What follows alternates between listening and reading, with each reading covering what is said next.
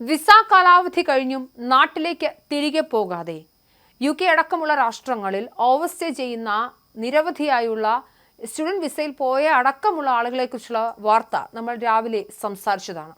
ഇതുമായി ബന്ധപ്പെട്ട് കഴിഞ്ഞ 5.5 വർഷക്കാലത്തിനിടയ്ക്ക് UK സമഗ്രമായ യാതൊരു ഡേറ്റ തയ്യാറാക്കിയിട്ടില്ല എന്നും എവിടെയൊക്കെയാണ് ആരൊക്കെയാണ് വിസ കഴിഞ്ഞിട്ടും താമസിക്കുന്നതെന്ന് UK അധികൃതർക്ക് ഹോം സെക്യൂരിറ്റി വിഭാഗത്തിനുമൊന്നും ഒരു ധാരണയുമില്ല എന്നുള്ള റിപ്പോർട്ടുകൾ അതിഭീകരമായ UKയുടെ സംരക്ഷണത്തെ സുരക്ഷിതത്തെ ഒക്കെ കാര്യമായി ചർച്ച ചെയ്യുമ്പോഴും അതിലൊക്കെ പെട്ടുപോയ സാധാരണക്കാരായ ഇന്ത്യൻ വിദ്യാർത്ഥികളുടെ കഥകളും ഇതിനൊപ്പം നമ്മൾ കേൾക്കുന്നുണ്ട്.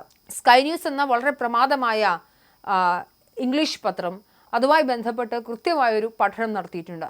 അതിൽ അവർ ഒരു ഇന്ത്യക്കാരനായ സ്റ്റുഡൻറ് വിസയിൽ ഇന്ത്യയിൽ നിന്നും UKയിലെത്തിയ ഒരു വിദ്യാർത്ഥിയുടെ അവസ്ഥയെക്കുറിച്ച് സമഗ്രമായി പറയുന്നുണ്ട്. ഓവർസ്റ്റേ ചെയ്യുന്ന രമേശ് എന്ന പേരിലുള്ള ഒരാളെ കുറിച്ചാണ് ഇവർ പറഞ്ഞുകൊണ്ട് ഇവരുടെ പ്രധാനപ്പെട്ട റിപ്പോർട്ട് ആരംഭിക്കുന്നത്. രമേശ് എന്നൊരു പേര് അവർ താൽക്കാലികമായി ഇട്ടതാണ്. അയാളുടെ പേരതല്ല. അയാളുടെ ഐഡന്റിറ്റി റിവീൽ ചെയ്യാൻ ഈ പത്രമാധ്യമ സ്ഥാപനത്തിന് താല്പര്യമില്ല. അതുകൊണ്ട് തന്നെ അവർ ഈ വിദ്യാർത്ഥിയെക്കുറിച്ച് പറയുന്നുണ്ട്. ഇയാൾ 2023 രമേശ് എന്ന് പറയുന്ന വിദ്യാർത്ഥി അവിടെ എത്തിച്ചെല്ലുന്നത്.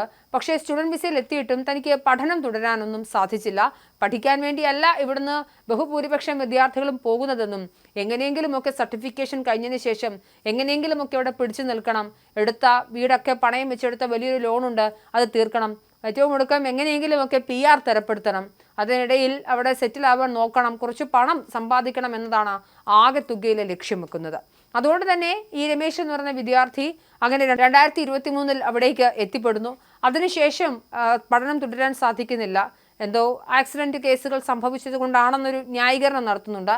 എന്തായാലും പഠനം തുടരാൻ സാധിക്കാതെ ഇരിക്കുകയും വിസ കാലാവധി കഴിയുകയും ചെയ്തു.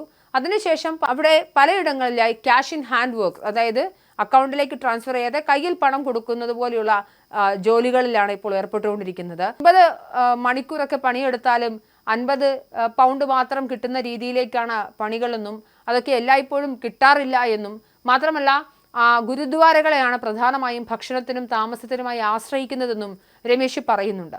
ഗുരുദ്വാരകൾ ധാരാളമായി ഉള്ള ഒരു പ്രദേശമാണ് UK. അതുകൊണ്ട് തന്നെ ഗുരുദ്വാരകളിൽ ഭക്ഷണവും അക്കോമഡേഷനും ഒക്കെ ഫ്രീ ആയി സൗജന്യമായി ലഭിക്കാറുണ്ട് ഭക്തർക്ക്. രമേശ് പറഞ്ഞു വെക്കുന്നത് തനിക്ക് ഗുരുദ്വാരകൾ ഇല്ലായിരുന്നെങ്കിൽ, അല്ലെങ്കിൽ ഇന്ത്യ പാകിസ്ഥാൻ കമ്മ്യൂണിറ്റി ഇതുപോലെയൊന്നും ഇല്ലായിരുന്നെങ്കിൽ താൻ എന്നേക്കെന്നെ ഗുരുതരമായ പ്രശ്നങ്ങളിലേക്ക് കടന്നു പോകുമായിരുന്നു എന്ന് രമേശ് ഈ സ്കൈ ന്യൂസിന്റെ റിപ്പോർട്ടറോട് സംസാരിക്കുന്നുണ്ട്.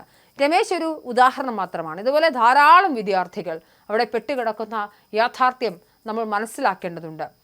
നമുക്കറിയാവുന്നൊരു കാര്യമാണ്, UK-യിൽ ഇമിഗ്രേഷൻ നിയമങ്ങൾ അനുസരിച്ച് വിസ കാലാവധി കഴിഞ്ഞാൽ അവിടെ നിൽക്കുന്നത് ക്രിമിനൽ ഒഫൻസ് ആണ്. നിങ്ങളെ ഒരുപക്ഷെ ഇമിഗ്രേഷൻ ഡിറ്റൻഷൻ സെന്ററിൽ തടങ്കലിൽ വയ്ക്കാനും തുടർന്ന് UK-യിൽ നിന്ന് നാട് കടത്താനും ഒക്കെ സാധ്യതയുണ്ട്.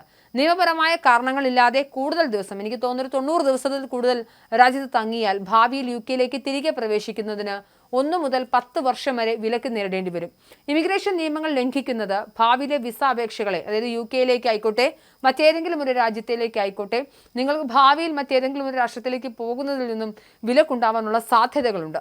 വിസ കാലാവധി കഴിഞ്ഞാൽ ജോലി ചെയ്യാനും പഠിക്കാനുമുള്ള നിയമപരമായ അവകാശം നിങ്ങൾക്ക് നഷ്ടപ്പെടുകയാണ്. അതായത് ഏത് വിസയിലാണോ നിങ്ങൾ പോയത് ആ വിസയിൽ തുടരുക, അതിനുശേഷം ജോലിയായിട്ടുണ്ടെങ്കിൽ വിസ മാറ്റുക എന്നുള്ളതാണ് രീതി.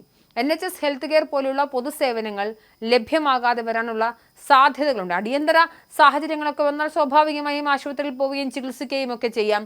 പക്ഷേ അവിടെ സർക്കാർ നൽകുന്ന സേവനങ്ങൾ നിങ്ങൾക്ക് ലഭിക്കാതെ വരും. ബാങ്ക് അക്കൗണ്ടുകൾ ക്ലോസ് ചെയ്യപ്പെടാനുള്ള സാധ്യതയുണ്ട്. പക്ഷേ വിസ കാലാവധിയൊക്കെ തീരുന്നത് നാട്ടിൽ നിന്നും എടുത്തിട്ടുള്ള വലിയ ലോൺ എമൗണ്ടിന് അത് മനസ്സിലാവില്ല. അതുകൊണ്ട് തന്നെ തിരിച്ചടവുകൾ വർഷങ്ങളോളം ഉണ്ടാകും. അതുകൊണ്ട് PR എന്ന് പറഞ്ഞ് നിങ്ങളവിടെ ചെന്നാൽ മതി, വളരെ പെട്ടെന്ന് നിങ്ങൾക്ക് PR ലഭിക്കും എന്ന് പറഞ്ഞ് ഇവിടെ നിന്ന് നാട്ടിൽ നിന്നും ഒരുപാട് കുട്ടികളെ പറഞ്ഞു പറ്റിച്ചു വിടുന്ന ഒരുപാട് ഏജൻസികൾ നമ്മുടെ നാട്ടിലുണ്ട് എന്നത് ഒരുപാട് റിപ്പോർട്ടുകൾ നമ്മൾ മനസ്സിലാക്കിയതാണ്. അതുകൊണ്ട് തന്നെ ഒരു ലക്ഷ്യവുമില്ലാതെ എങ്ങനെയെങ്കിലും അന്യരാജ്യത്തേക്ക് കയറാൻ ഇതൊക്കെ മതി എന്ന് വിചാരിക്കുന്നിടത്താണ് രമേശിനെ പോലുള്ള സർവ്വസാധാരണക്കാരായ വിദ്യാർത്ഥികൾ ഉണ്ടാവുന്നത്. എന്തായാലും ബ്രിട്ടനിൽ എത്ര പേർ അനധികൃതമായി താമസിക്കുന്നുണ്ടെന്നത് കൃത്യമായി സംസാരിക്കാനോ അതിൻ്റെ കണക്കുകളോ ബ്രിട്ടൻ സർക്കാരിൻ്റെ കയ്യിലില്ല. അതിനാവശ്യമായ കണക്കുകൾ കഴിഞ്ഞ 5 വർഷമായി അവർ ശേഖരിച്ചിട്ടില്ല എന്ന റിപ്പോർട്ടാണ് പുറത്തു വരുന്നത്.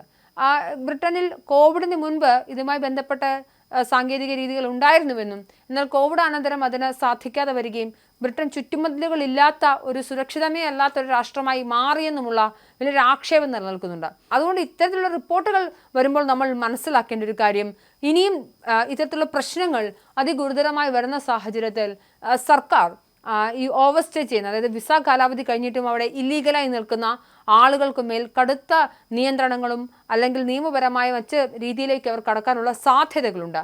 ആ രീതിയിലേക്ക് നിയമ സംവിധാനങ്ങൾ ഉണ്ടാകാം. അതിൽ പെട്ടുകഴിഞ്ഞാൽ നിങ്ങളുടെ ഭാവി എന്താകുമെന്ന് പോലും അറിയില്ല. അതുകൊണ്ട് യാഥാർത്ഥ്യ ബോധത്തോടു കൂടി ചിന്തിക്കുക.